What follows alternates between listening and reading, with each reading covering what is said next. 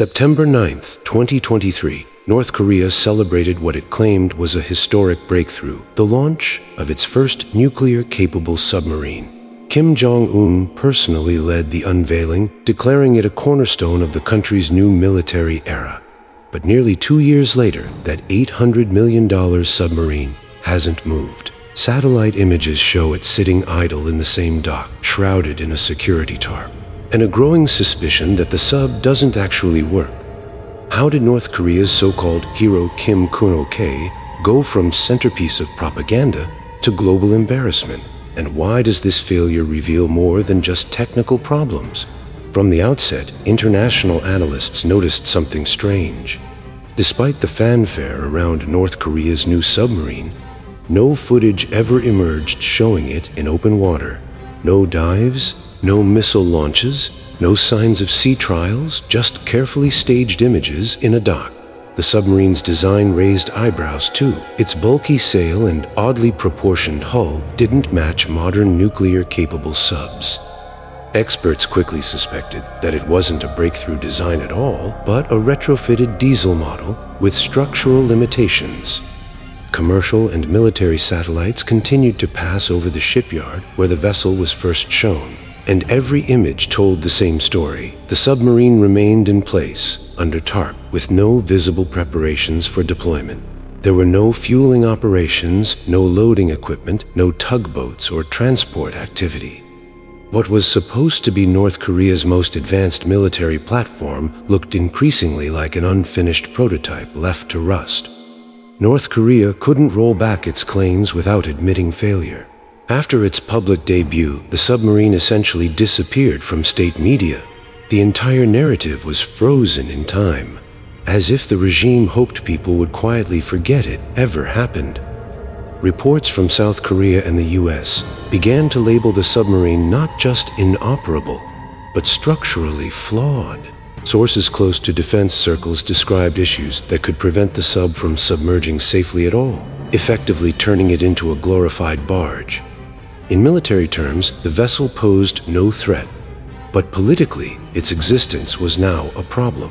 North Korea depends on spectacle, on showing strength without necessarily proving it. But with the submarine, the bluff is unraveling in slow motion. Every satellite image reinforces the same truth. No movement, no progress, no plan. The world no longer sees a strategic threat. It sees a stalled promise with an $800 million price tag. What was meant to terrify rivals now emboldens critics. And what was supposed to demonstrate progress instead highlights stagnation. North Korea officially designated the vessel as Submarine No. 841, naming it the hero Kim Kun-ok, after a celebrated figure in the country's naval history. This wasn't just a numerical classification. The name was carefully chosen to inspire loyalty and national pride. Domestically, the label evoked heroism and technological superiority. The submarine was introduced as North Korea's first ballistic missile submarine based on a diesel-electric platform, a so-called SSB.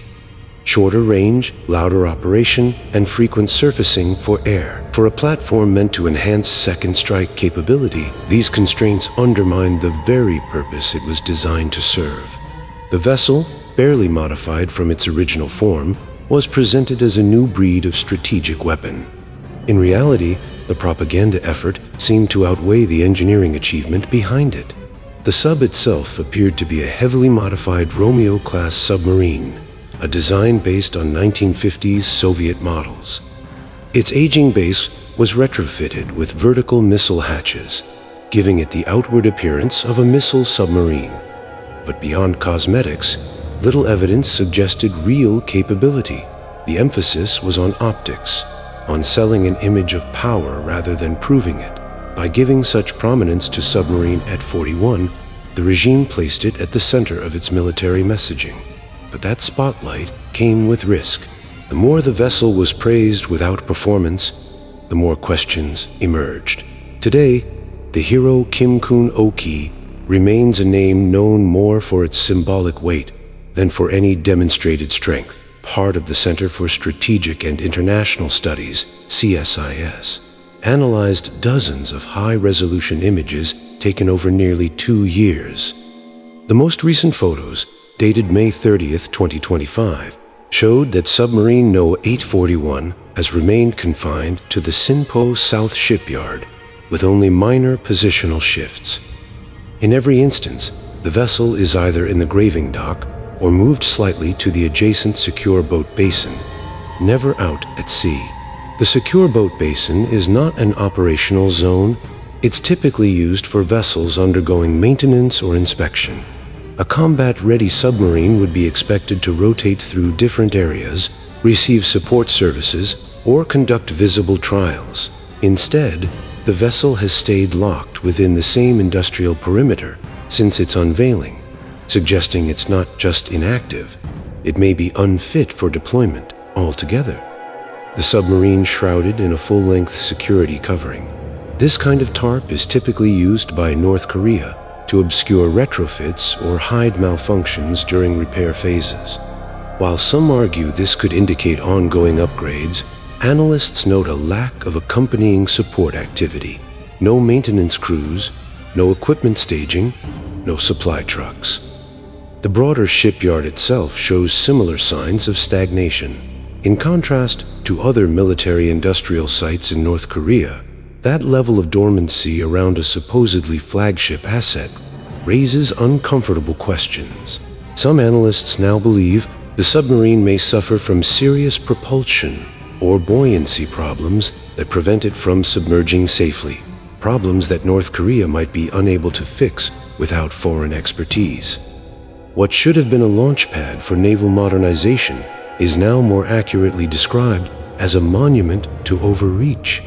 The evidence isn't just in what the submarine does, it's in everything it hasn't done.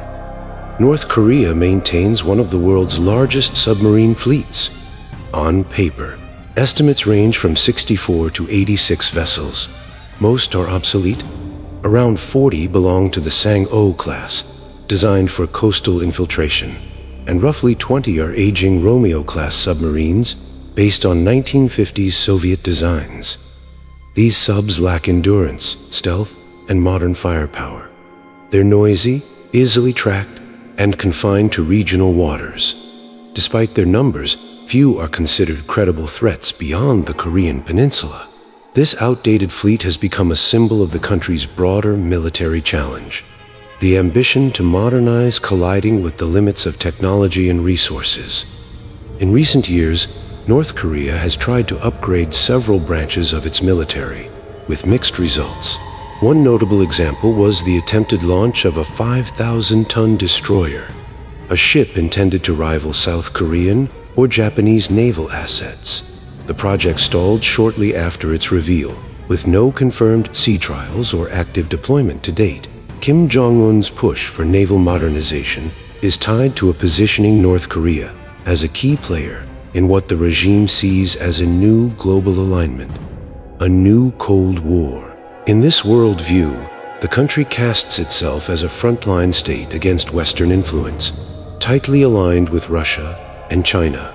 A modern navy would not only project strength domestically, but also signal to allies and adversaries that North Korea has a place in this multipolar competition. Part of this strategy involves not just weapons, but visibility. Submarines, missile platforms, and large surface vessels are tools for propaganda as much as they are for warfare. Even non-operational assets can serve a purpose, as long as they're convincing enough. There's also growing speculation that North Korea's attempts at modernization haven't been entirely homegrown.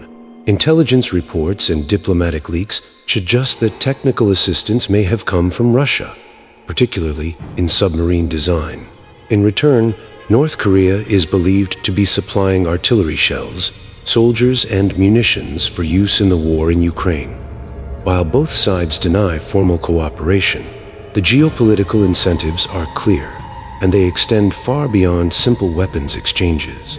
With no updates, no visible progress, and no operational timeline, experts are increasingly convinced that the vessel may never fulfill its intended role. Even North Korea doesn't know how to fix it. It can't patrol, can't launch, and can't signal credible threat. Its presence in satellite imagery has gone from concerning to comical. The gap between ambition and ability is growing wider. Unlike other classified projects, the submarine sits in plain sight, tracked from space. Its public debut locked the regime into a narrative it couldn't maintain. In the pursuit of power projection, North Korea has projected doubt, and in that doubt lies a broader truth about modern warfare. Image is powerful until it breaks. What matters isn't just what's announced, but what's proven. And if you're following how state-driven narratives fall apart under pressure,